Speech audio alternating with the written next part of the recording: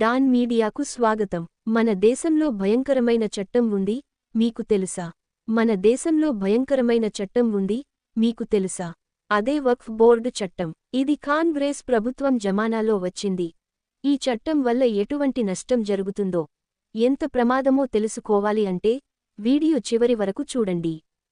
భారతదేశంలో అత్యంత ధనవంతుడు ఎవరు అంటే మొదటగా అందరూ చెప్పే పేర్లు అంబానీ లేదా అదానీ. కానీ వీరిద్దరికంటే ఎక్కువ ధనం వక్ఫ్ బోర్డు దగ్గర ఉంది. దాదాపు 8,66,000 ఆస్తులు దాదాపు 8.5 లక్షల ఆస్తులు వీరి దగ్గర ఉన్నాయి. ఒక్క ఆస్తి యొక్క విలువ యావరేజ్ గా 10 లక్షలు అనుకున్నా ఎన్ని బిలియన్స్ ఆఫ్ రూపీస్ వీరి దగ్గర ఉన్నాయో చూసుకోవచ్చు. వీరి దగ్గర దాదాపు 8 లక్షల ఎకరాల భూమి ఉంది. 8 లక్షల గజాలు కాదు, ఎకరాలు ఉంది. 30 చండీగఢ్ సిటీస్ ను కలిపితే ఎంతైతే ల్యాండ్ మాస్ ఉందో అంత మాస్ వక్ఫ్ బోర్డు దగ్గర ఉంది. ఇప్పుడు మీరు చూస్తున్న ఢిల్లీలోని 77% భూమి వక్ఫ్ బోర్డు దగ్గర ఉంది. తాజ్ మహల్, జమా మసీద్, మొన్న వరకు ఉన్న బాబ్రీ మసీద్, ఇప్పుడున్న జ్ఞాన్వాపి మసీద్, ద్వారకాలోని 2 దీవులు మావ్యాని వక్ఫ్ బోర్డు అంటోంది. ఇంకా అయిపోలేదు. వక్ఫ్ బోర్డు గురించి విషయాలు తెలిసి ఆశ్చర్యపోతారు. ముంబైలో ఉన్న అంబానీ యాంటీలా 16,000 కోట్ల ఇల్లు కూడా వక్ఫ్ బోర్డు ల్యాండ్ మీద కట్టినట్లు కేసు ఉంది. అరవింద్ కేజ్రీవాల్ ఒక ఇంటర్వ్యూలో ఇలా అన్నారు, ఒకవేళ ఫ్యూచర్ లో తాను గనక పవర్ లో వస్తే అంబానీ ఇంటి ల్యాండ్ ను వక్ఫ్ బోర్డు కు తిరిగి అప్పగిస్తా అని ఒక స్టేట్మెంట్ ఇచ్చాడు. ఇక్కడ అంబానీ ఇల్లు కూడా లిటిగేషన్ లో ఉంది. ఇవన్నీ కాదు, తమిళనాడులోని 1500 ఏళ్ల చోళ టెంపుల్ వక్ఫ్ బోర్డు భూమి మీద ఉంది అన్న విషయం మీకు తెలుసా? హైదరాబాద్ లో ఉన్న 42% భూములు వక్ఫ్ బోర్డు అండర్ లో ఉన్నాయి. హైదరాబాద్ లో ఉన్న ఫేమస్ విప్రో క్యాంపస్ చూసారా, అది కూడా వక్ఫ్ బోర్డు ప్రాపర్టీనే. ఢిల్లీ ఎయిర్పోర్ట్ కూడా వక్ఫ్ బోర్డుదే. మీ కర్మగాలి మీ భూమి కనుక వక్ఫ్ బోర్డు కిందకు వెళ్లిపోయిందా, సుప్రీం కోర్టు, రాజ్యాంగం, చట్టాలు ఎవ్వరు కూడా ఏమీ చేయలేవు. మీరు జీవితాంతం కోర్టు చుట్టూ తిరిగినా గానీ మీ ఆస్తి మీకు దక్కదు. వక్ఫ్ బోర్డుకు అగేన్స్ట్ గా రాజ్యాంగంలో చట్టాలు లేవు. హైకోర్టు, సుప్రీం కోర్టు కూడా ఏమీ చేయలేవు. If your property comes under Waqf, then it's Waqf forever. Waqf act section 40లో ఒక చట్టం ఉంది. ఒకవేళ మీ ప్రాపర్టీను వక్ఫ్ బోర్డు క్లెయిమ్ చేసిందా, జీవితాంతం కోట్ల చుట్టూ తిరిగినా మీ ఆస్తి మీకు దక్కదు. నేను భయపెట్టించడం లేదండి, ఇది ఫ్యాక్ట్. కావాలంటే ఎవరి దగ్గరైనా ఫ్యాక్ట్ చెక్ చేసుకోవచ్చు. ఇప్పుడు వక్ఫ్ బోర్డు అంటే ఏంటి, ఈ సంస్థను ఎలా స్థాపించారు, ఎవరు స్థాపించారు, వక్ఫ్ బోర్డు కారణంగా రాబోయే సమస్యలేంటి, వక్ఫ్ బోర్డును తీసివేయచ్చా, తీసివేయాలంటే ఒక పార్టీకు ఎటువంటి పవర్స్ ఉండాలి వంటి విషయాలు డీటెయిల్గా ఎక్స్ప్లెయిన్ చేస్తాను. ఇటువంటి వీడియోస్ యొక్క రీచ్ను నొక్కేస్తారు కాబట్టి వీడియోను లైక్ చేయండి, ఎంత వీలైతే అంతమందికి షేర్ చేయండి. Crore rupees worth of land is owned by the Waqf Board. Living in 6 Hindu-dominated villages in Tamil Nadu's Trichy area are in a state of shock. They were rudely informed that the lands they owned for decades altogether had been claimed by the Waqf Board. Great impunity. Perhaps the reason behind this is the Waqf Act itself. WAKF వక్ఫ్ అంటే ఉర్దూలో meaning stopping లేదా నిర్బంధించడం. పేరులోనే clear గా ఉంది. ఒక ప్రాపర్టీను నిర్బంధించడం, confine చేయడం, detention చేయడాన్నే వక్ఫ్ అంటారు. ఈ సంస్థను నడిపే వారి యొక్క సమూహాన్ని బోర్డు అంటారు. రెండింటినీ కలిపితే వక్ఫ్ బోర్డు అంటారు. ఇస్లాం షరియా లా ప్రకారం ఒక ప్రాపర్టీ వక్ఫ్ కిందకు వస్తే దాన్ని రిలీజియస్ ప్రాపర్టీగా అల్లా యొక్క ప్రాపర్టీ కిందకు వస్తుంది. దాని తర్వాత మీ ప్రాపర్టీను ఎవ్వరూ సేల్ చేయలేరు. వన్స్ ప్రాపర్టీ వక్ఫ్ బోర్డు కిందకు వచ్చేస్తే దాన్ని ఎవ్వరూ కొనలేరు. ఫర్ ఎవర్ అది వక్ఫ్ బోర్డు దగ్గర ఉంటుంది అన్నమాట. ఆ ప్రాపర్టీ పర్మనెంట్ గా అల్లాకు అంకితం అవుతుంది. అది అల్లా ఆస్తిగా భావిస్తారు.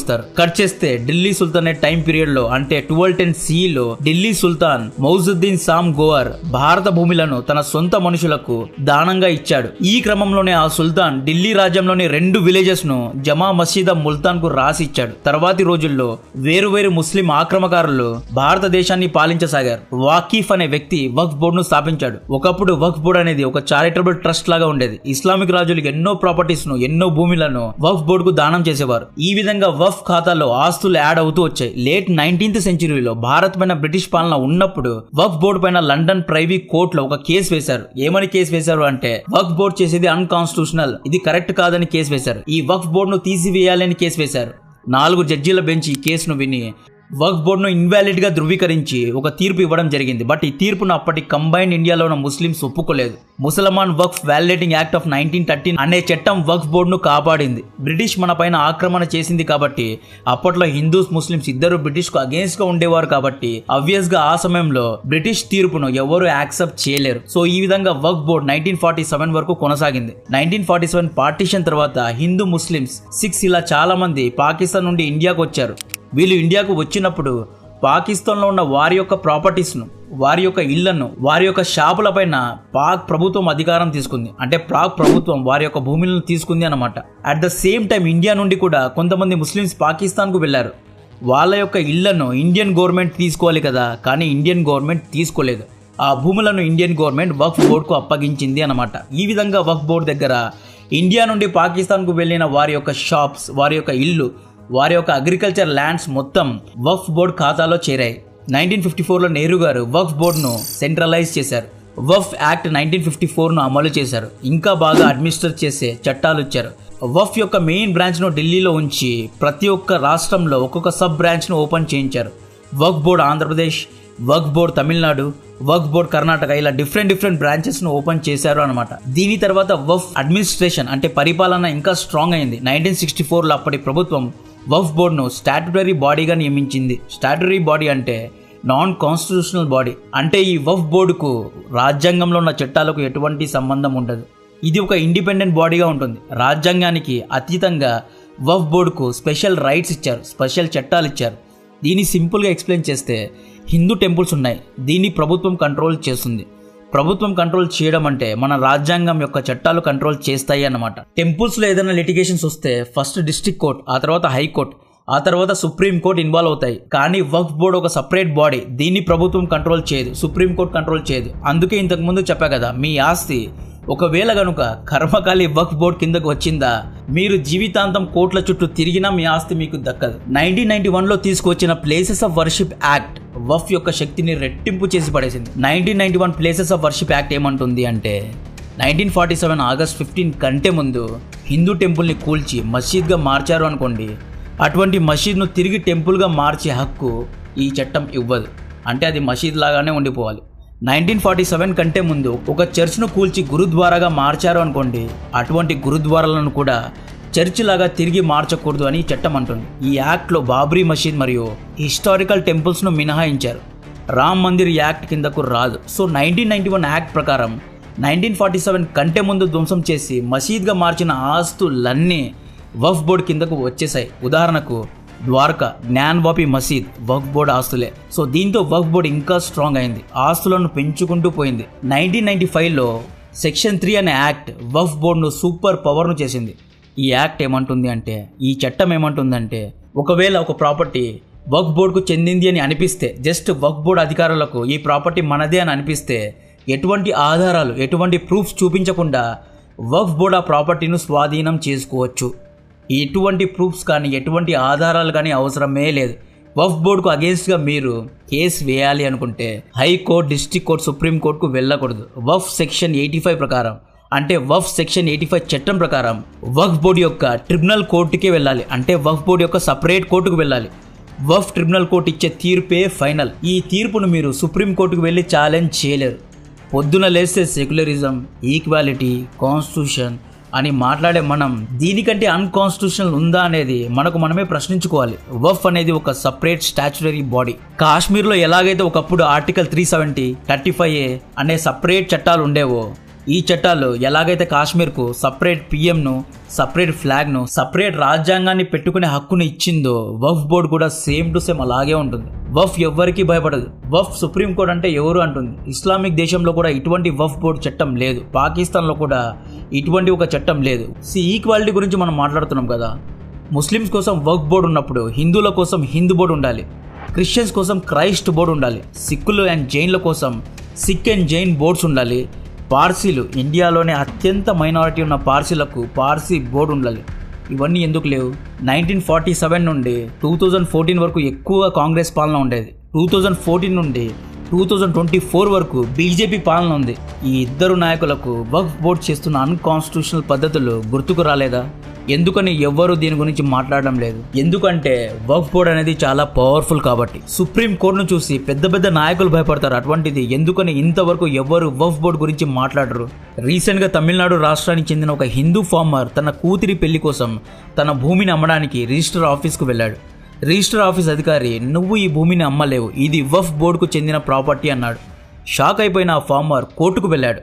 కోర్టు అధికారి, ఇది వక్ఫ్ బోర్డు సంబంధించిన ల్యాండ్, లిటిగేషన్ ల్యాండ్, నువ్వు వక్ఫ్ బోర్డు యొక్క సపరేట్ ట్రిబ్యునల్ కోర్టుకు మాత్రమే వెళ్ళాలి అన్నాడు. ఆ రైతు ఏమీ చేయలేక వక్ఫ్ ట్రిబ్యునల్ కోర్టుకు వెళ్ళి విచారిస్తే అప్పుడు వక్ఫ్ కోర్టు ఏమనింది, ఇది అల్లా భూమి, దీన్ని నువ్వు అమ్మలేవు అంది. వక్ఫ్ చట్టం ప్రకారం ఇది మా భూమి అని తీర్పిచ్చారు. బాధతో ఆ రైతు ఏమీ చేయలేక, ఎవ్వరి సహాయం అడగాలో తెలియక మీడియా ముందు మొరపెట్టుకున్నాడు.